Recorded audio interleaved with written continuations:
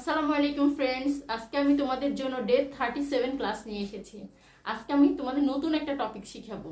এতদিন আমরা প্রেজেন্টে সব কিছু শিখেছি, যেমন প্রেজেন্ট কিভাবে কোশ্চেন করব, অ্যান্সার দিব, নর্মাল কথাগুলো কিভাবে বলবো, সেগুলো আমরা প্রেজেন্টে শিখেছি। আজকে আমরা শিখবো পাস্ট। পাস্ট মানে কি? আমরা আগে যা করেছিলাম সেটাই পাস্ট, তাই না? এটা তো আমরা কম বেশি সবাই জানি যে আমরা গতকাল কি করেছি, গত সপ্তাহে কি করেছি, গত মাসে কি করেছি, বা গত বছর কি করেছি, এগুলোকেই পাস্ট বলে, তাই না?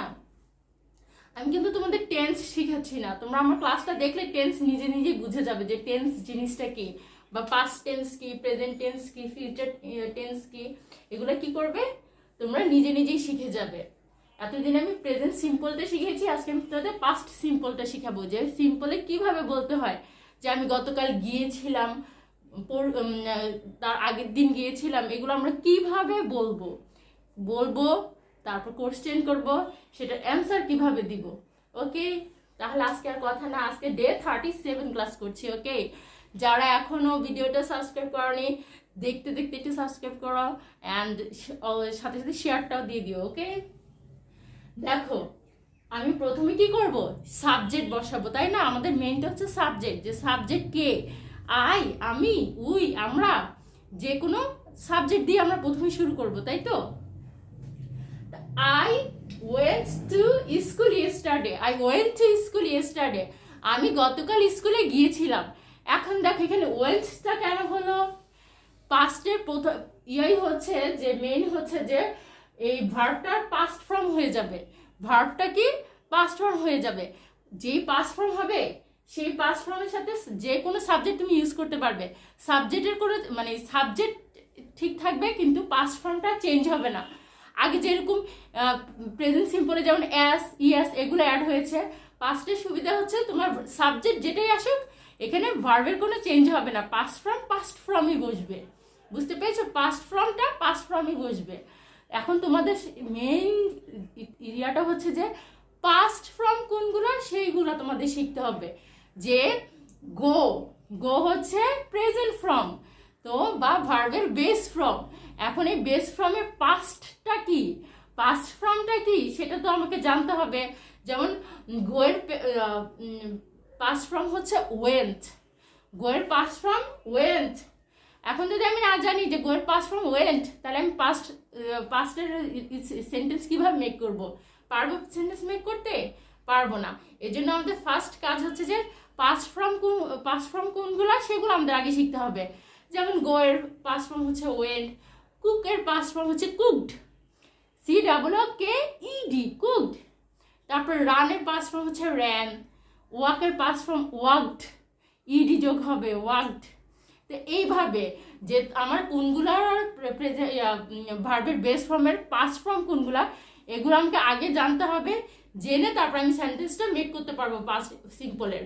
ওকে, তো তোমরা এখন আজকে দেখো, আমি তোমাদের স্ট্রাকচারটা দেখাচ্ছি, দেন তোমাদের কিছু মানে পাস্ট ফর্মের ভার্ব যেগুলো আছে সেগুলো দিব, তোমরা সেই অনুযায়ী প্র্যাকটিস করবে বাসার মধ্যে, বা নিজেদের যে গ্রামার বুকগুলো আছে সেগুলো দেখে দেখেও তোমরা প্র্যাকটিস করতে পারবে। সেখানে অনেক প্রেজেন্ট সিম্পল পাস্ট এগুলার আছে, বুঝতে পেরেছ বইয়ের মধ্যে? তো ওইগুলো দেখে দেখে প্র্যাকটিস করতে পারবে। Okay, I went to school yesterday. I went to school, subject, then আমি ভার্ব বসাচ্ছি, সাবজেক্ট পরে আমি ভার্ব বসাচ্ছি, ভার্বের পাস্ট ফর্ম বসাচ্ছি।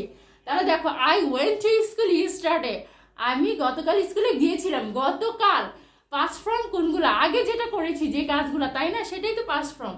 তাহলে আমি গিয়েছিলাম, গো অর্থ যাওয়া, আর ওয়েন্ট কি গিয়েছিলাম, ওয়েন্ট অর্থ গিয়েছিলাম, পাস্ট ফর্মে বলছি। তাহলে I went to school yesterday, আমি গতকাল স্কুলে গিয়েছিলাম।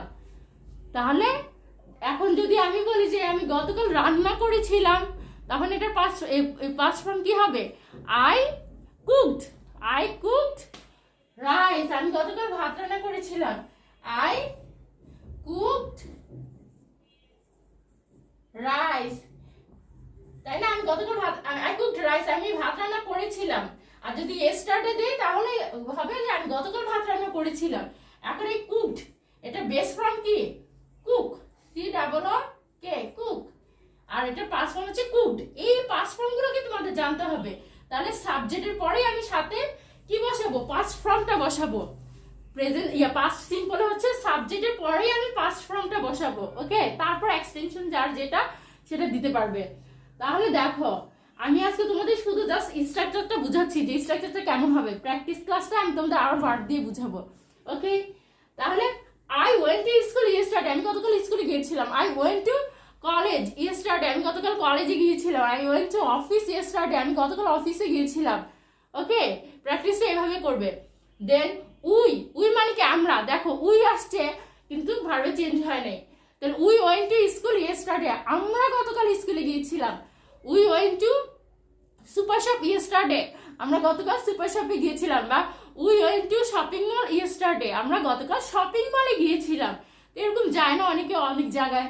ধরো আমরা গতকাল যমুনা ফিউচার পার্কে গিয়েছিলাম, তাহলে এটা ইংরেজি কি হবে? We went to Jamuna Future Park yesterday, আমরা গতকাল যমুনা ফিউচার পার্ক গিয়েছিলাম। এইভাবে তোমাদের বলতে হবে। Then we went to, they went to, then next হচ্ছে they went to college yesterday, আর তারা গতকাল কলেজে গিয়েছিল। তারা গতকাল কলেজে গিয়েছিল।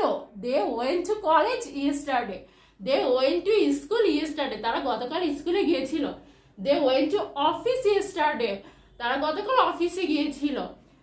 They went to university yesterday, তারা গতকাল ইউনিভার্সিটিতে গিয়েছিল। দেন নেক্সট হচ্ছে ইউ তো একটা সাবজেক্ট, তাহলে ইউ দিয়ে তুমি হয় তোমরা হয়। এখন যদি বলি যে তুমি গতকাল কলেজে গিয়েছিলে, তাহলে এটার ইংরেজি কি হবে? You went to college yesterday, you went to college yesterday, তুমি গতকাল কলেজে গিয়েছিলে। এখন যদি বলে যে তুমি গতকাল শপিং মলে গিয়েছিলে, you went to shopping mall yesterday. এখন আমি যদি বলি যে তুমি গতকাল চিটাগাং গিয়েছিলে, তুমি গতকাল চিটাগাং গিয়েছিলে, বা তোমরা গতকাল চিটাগাং গিয়েছিলে, তাহলে you went to Chittagong yesterday, তোমরা গতকাল চিটাগাং গিয়েছিলে। You went to Chittagong yesterday. তুমি দিয়ে হয় তোমরা দিয়ে হয়, তোমরা দোনোটা দিয়ে প্র্যাকটিস করবে। ওকে, দেন হি শি, এই দেখো প্রেজেন্ট সিম্পলে কিন্তু আমি হি শি বা কারো নাম আসলে বা এভরিবডি আসলে তখন কিন্তু আমার ভার্বের সাথে এস বা ইয়েস দিতে হচ্ছে। যেমন গোর সাথে গোজ দিতে হচ্ছে, গোজ। ওকে, কিন্তু এখানে কি এটা সুবিধা হচ্ছে যে পাস্ট ফর্ম যেটা, সেটা প্রত্যেকটা সাবজেক্টের সাথে পাস্ট ফর্ম একই থাকবে। তোমার আর এটা নিয়ে টেনশন করতে হবে না। এখানে কি এস হবে না কি হবে না হবে এগুলো নিয়ে টেনশন করতে হবে না। পাস্ট ফর্মটাই সবগুলোতে একই হবে।